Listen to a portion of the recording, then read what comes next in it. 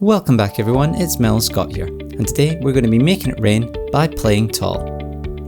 Brought to you in partnership with our dynasty, Oakmont de Stratton, trained professionals here to guide you through the financial wilderness that is CK3. Oakmont de Stratton, Stabilitas, Integritas, Superbia.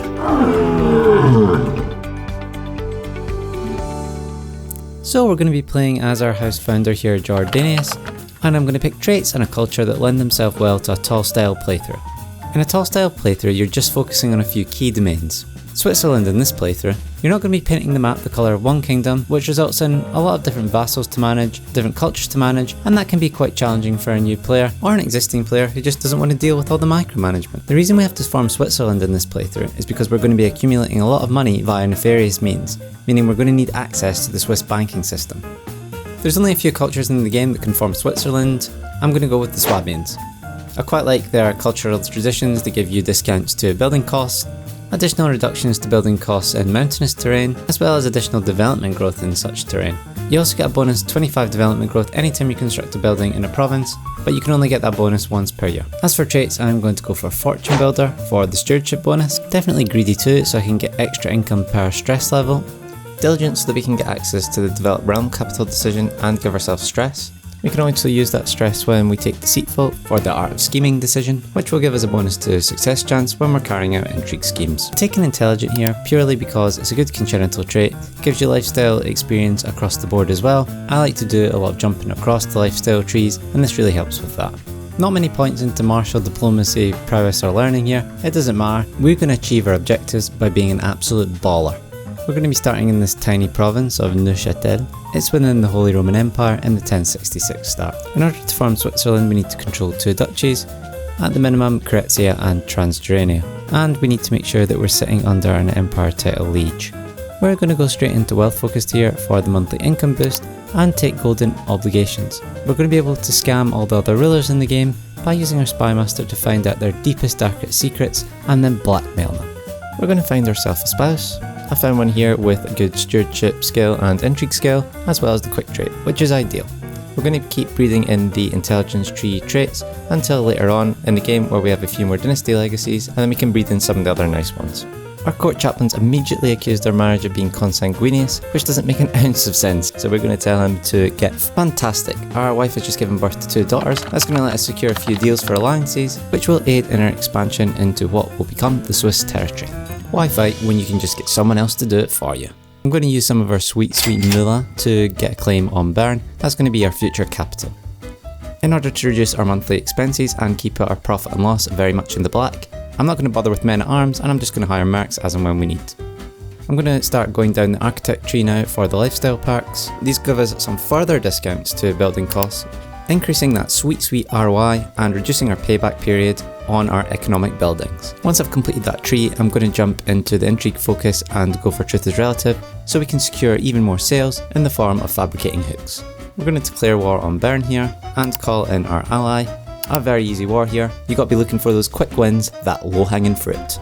I'm going to move the realm capital to Bern, and I'm also going to make sure that we are increasing the control here, because if control is low, that takes away a percentage of our tax revenue and also our levies. We're going to continue using our cash reserves to fabricate claims on those nearby 1-count provinces, which are easy to pick off. We've now got control over the first duchy that we need, and our wife has also given birth to our first son, who we're going to name Belfortius. We've taken quite a few perks in the architect tree by this stage, so I believe it is an apt time to commence with our first tranche of investments. I'm just going to max out economic buildings first, and then anything left over we're going to be pumping into barracks, because that gives us bonuses to heavy infantry and spearmen.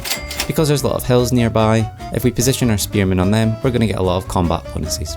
The French also tend to like to use heavy cavalry, and that will also be a counter to them. At some stage we're also going to be wanting to boost up our development levels. We get a bonus from being Swabian, which is fantastic, and that will give us a percentage boost to our tax base and also our levy count. Turns out the King of France is an evil murderer, allowing us to extract 110 sweet dinars. We have another son now, Warrenus. We're going to have to make sure that we manage succession correctly here, because we are still in Confederate partition. We got another secret, this time on our liege. It turns out he's getting frisky with the commoners. This time we're not going to extract gold, Instead, I'm going to use this to change my feudal contract in order to diversify our portfolio. We're going to forbid title revocation in order to placate our investors, as well as give ourselves council rights so that we can demand to be his steward at any point. The steward position giving us a whopping 3 additional tax per turn, as well as some nice monthly stewardship lifestyle experience. We found another secret on our liege. This guy really likes to go at it, doesn't he? Unfortunately, because he's so in debt, we can't use this to extract gold, so I'm going to have to move my spy master somewhere else. I've also made sure that my steward is increasing development now. Because our monthly gold is at a decent level, increasing development is more of a long-term growth strategy, and we want to make sure we're doing a bit of that as well. I'm continuing to develop the economic buildings in our provinces, while I wait for an opportune time to strike the bigger duchies that surround us. We're also taking this time to make sure that our children understand how to thrive in a capitalist society. Got another son here, Buffetius, succession becoming an ever-increasing problem, especially without much renown to disinherit with. It's now time to make our play for Zurich. Looks like we have enough military power if we combine our strength with our allies. I've also got a lot of gold backed up in reserves, just in case we need some mercs. So we win this war nice and easily, and take Zurich. One other thing I like to do in my campaigns is marry off any unmarried courtiers. I look to betroth them to people with inheritable traits, increasing the pool of people in our realm with positive genetic traits. I'm finally picking up this juicy architect pack at the bottom of the tree, and I'm going to now invest in some of our more expensive buildings like the Royal Reserve. I quite like this one for the style of playthrough because it gives you a development bonus. You can only build this in the capital duchy of a duchy that you control. I'm now going to do study the art of scheming again because I'm doing a lot of manual fabrication of hooks in order to attract a lot more capital investment. The other thing I'm going to do is develop capital yet again. I've done this a few times already, but you'll notice at the bottom of the screen that my stress levels are pretty much through the roof, so we have to be very careful at balancing this. I'm going to be spamming feasts and hunts to get this down, essentially just having massive parties throughout the realm in order to get rid of that work-related stress. Our extramarital liaisons haven't gone down too well, and we've accumulated even more stress. Unfortunately, this has resulted in us becoming a raving lunatic. Apparently though, this lets us build a glass monument, which would give us additional building slots, although the decision didn't come up for me. I think it's because our prestige wasn't high enough. I'm going to just skip forward here because it's mostly just the same, developing provinces and conquering more of that Swiss territory. Okay, I managed to get one of the duchy titles. We just need one more province in order to form Switzerland, but unfortunately we've popped our clogs, but we have a decent heir who is about to take power. We're going to immediately declare war on our siblings, instituting a massive land grab and title revocation spree. I was unable to revoke the titles of one of my brothers, so what I've done is torture him, chuck him into the dungeon, and hopefully that'll make his health deteriorate enough that he just pops his clogs. And yep, that's exactly what happens, letting us re-inherit the title. I want to have my own heir, but unfortunately my wife's getting a bit long in the tooth, so we're going to have to get rid of her somehow. Because we're a massive sinner, we can't request a divorce, so we're going to have to just make her disappear. Yeah, okay, this was bad timing. Let's hold off on that murder scheme just a few months more. We managed to get ourselves a daughter, and now we can upgrade to a better model. By applying similar strategies to our father, we're also getting very, very stressed out, so we need to relieve our stress somehow. That's given us a couple of adverse side effects. We got another bishop declaring that we're consanguineous. I mean, you're not wrong, but yeah, get lost. I'm going to take the first 2 dynasty legacies because that will get us a discount to mercenaries, and I feel that fits with the theme well. Then I'm going to go down the bloodline tree. You'll notice we're up to 15 gold per turn now, and I'm continuing to invest all our earnings into the provinces we've captured, and you'll notice we don't actually have any vassals we have to deal with, which makes life very easy. We've got all the provinces that we need now to create the final duchy we need for the Swiss Confederation decision, so we're going to go ahead and do that.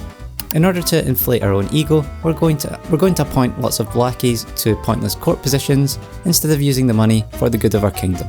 We're also going to max out all of our court amenities in order to improve our court grandeur, because materialism is the key to a happy and successful life. For funding the Pope's investment projects, Warnus the Wise has been appointed as King of Jerusalem. Our royal court is looking very, very bare at the moment, and that's making our ruler particularly unhappy. We need to fill this place with useless tat in order to maximise our life satisfaction. We have reached a bit of a bottleneck with developing our provinces, so I've been focusing on educating rulers with the learning education, because the learning perk trees give you bonus to development and cultural fascination, and that's what we're going to need in order to unlock the next tiers of economic buildings. Because we've got nothing to invest in, we're just amassing hordes and hordes of cash here, and we're not even playing optimal here. I'm throwing that away on frivolous courtiers and court grandeur that we don't even really need. Oh yeah, I also maxed out my men at arms, mostly composed of elite pikemen and heavy infantry from those barrack bonuses. To get even more bonus to development growth, I decided to diverge the culture and create a unique Swiss culture. I've added in collective lands here that gives us an additional 20% development growth across all provinces. It only costs 12,000 prestige. Given we've become so rich and powerful, everyone else looks up to us as some kind of god. We've been elected as the new Kaiser of the Holy Roman Empire. It was previously our brother, but he's given up the ghost. We never even really asked for this, and it kind of defeats the purpose of playing a tall playthrough. We're not going to stay as Emperor for long, but I'm going to use this as an opportunity to have a bit of fun. We're going to create the glorious religion of capitalism and use that to corrupt Europe a few centuries early. This caused any existing Catholics to absolutely hate us, plunging the Holy Roman Empire into civil war, creating the largest recession that the Empire had ever seen. Although we decided to take a step back from our executive suite to focus on our Swiss real estate, the ideological engine of capitalism couldn't be stopped and spread its tentacles over Europe. Hi guys, it's Mel Scott here. If you've got any suggestions on things you'd like to see me make content for CK3, then join the Guilded server I've created, because in there you can chat with other community members and also speak to me about all things CK3 related. If you like this video too, please make sure to give it a thumbs up, and also be sure to check out my other content, for which links are coming up now. Thanks very much guys, and hope to see you next time.